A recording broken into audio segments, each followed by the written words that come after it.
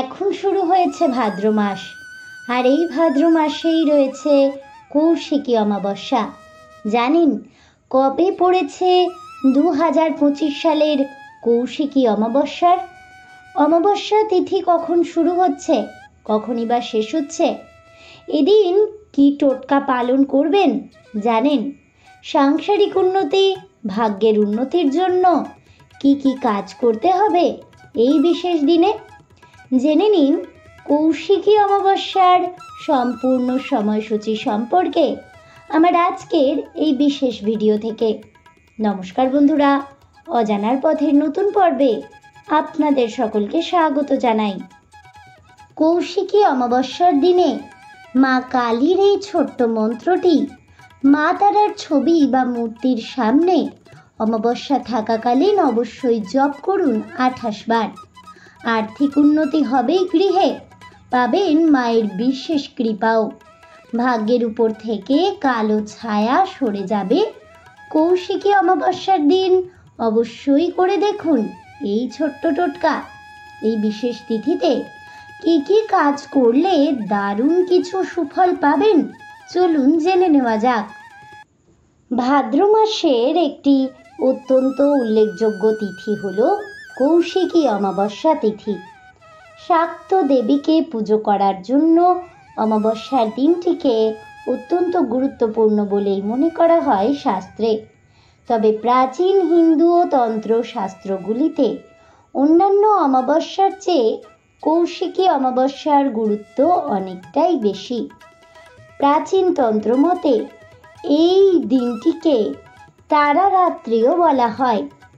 এক বিশেষ মুহূর্তে এই দিনে স্বর্গ নরকের দরজা মুহূর্তের জন্য খুলে যায় এবং সাধক নিজের ইচ্ছে মতো ধনাত্মক ও ঋণাত্মক শক্তিকে আত্মস্থ করে সিদ্ধি লাভ করতে সমর্থ হয়।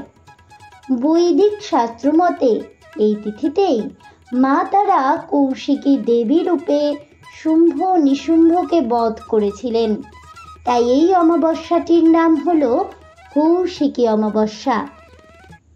পশ্চিমবঙ্গের বীরভূম জেলায় অবস্থিত তারাপীঠ মন্দিরে এই কৌশিকী অমাবস্যা উপলক্ষে বিশাল উৎসব আয়োজিত হয়। কবে পড়েছে এবছরের কৌশিকী অমাবস্যার তিথি, চলুন জেনে নিন। ভাদ্র মাসের এই বিশেষ তিথিতে স্বসাধনার রঙে সেজে ওঠে তারাপীঠ। দেবীর আরাধনায় মাতোয়ারা হন বহু ভক্তবৃন্দ। কথিত আছে এই কৌশিকী অমাবস্যায় শুভ শক্তির উদয়ে অশুভের বিনাশ ঘটে।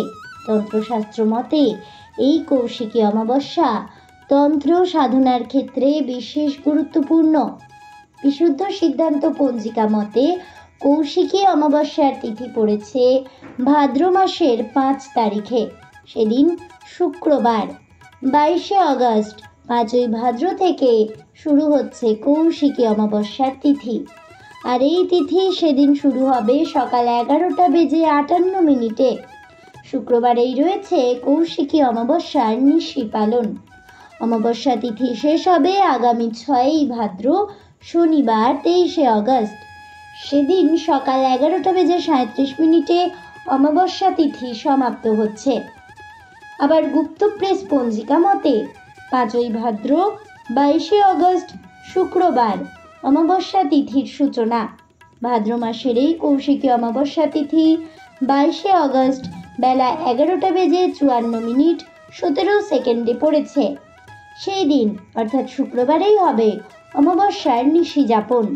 আগামী 6ই ভাদ্র 23শে আগস্ট শনিবার এই তিথির সমাপ্তি ঘটছে। সেদিন বেলা 12:22 অমাবস্যা তিথি শেষ হচ্ছে। পবিত্র এই কৌশিকী অমাবস্যায় বন্ধ ভাগ্যের দরজা খুলতে অবশ্যই করুন এই কাজগুলি। 1. প্রদীপ প্রজ্বলন। কৌশিকী অমাবস্যার পুণ্যতিথিতে সন্ধেবেলায় বাড়ির সদর দরজার সামনে 2টি তিলের তেলের প্রদীপ প্রজ্বলন করুন। এর ফলে বাড়ির সমস্ত নেতিবাচক শক্তি বেরিয়ে যাবে এবং ইতিবাচক শক্তির প্রবেশ ঘটবে। ফলে সকল বাধা বিপত্তি দূর হবে সহজেই। 2. দান করুন এই বিশেষ জিনিস। মনে করা হয় কৌশিকী অমাবস্যা উপলক্ষে যে কোনো কালী মন্দিরে একটি খাড়া দান করলে দেবী তারা এবং মা কালী উভয়ই প্রসন্ন হবেন। এতে আপনার পরিবারের উপরে আসা সব রকম বাধা বিপত্তি, দুঃখ কষ্ট এবং অকাল মৃত্যুর ভয় কেটে যাবে অনায়াসেই। 3. পিতৃতর্পণের ব্যবস্থা করা। যদি কারোর কুণ্ডলিতে পিতৃদোষ থেকে থাকে, পিতৃদোষের কারণে আয় উন্নতি, চাকরি, ব্যবসা সব কিছু স্থগিত থাকে, এমনকি সন্তান লাভেও বাধা সৃষ্টি হয়, তাহলে এই অমাবস্যা তিথি পিতৃতর্পণের জন্য প্রসিদ্ধ। এই বিশেষ দিনে তিল জল প্রদান করে পিতৃতর্পণের ব্যবস্থা করলে ব্যক্তির জীবনের সমস্ত বাধা বিপত্তি অনায়াসেই দূর হয় এবং বিপদ কেটে গিয়ে সুখী জীবন যাপন লাভ করেন সেই ব্যক্তি। 4. কুশ সংগ্রহ। কৌশিকী অমাবস্যাকে অনেকে কুশিনী অমাবস্যাও বলে থাকেন। এই কুশ সংগ্রহী অমাবস্যায় যদি কুশ সংগ্রহ করে রাখা হয় এবং কুশের বন্ধনী পরে তর্পণ করা হয়, তাহলেই কেটে যাবে সব বাধা বিপত্তি। কথিত আছে এই কুশগ্রহিণী অমাবস্যার দিনেই নাকি ভগবান শ্রীবিষ্ণুর ঘাম থেকে কুশ সৃষ্টি হয়েছিল। তাই কৌশিকী অমাবস্যার দিনে কুশগ্রহিণী অমাবস্যায় কুশ সংগ্রহ করা অত্যন্ত জরুরি।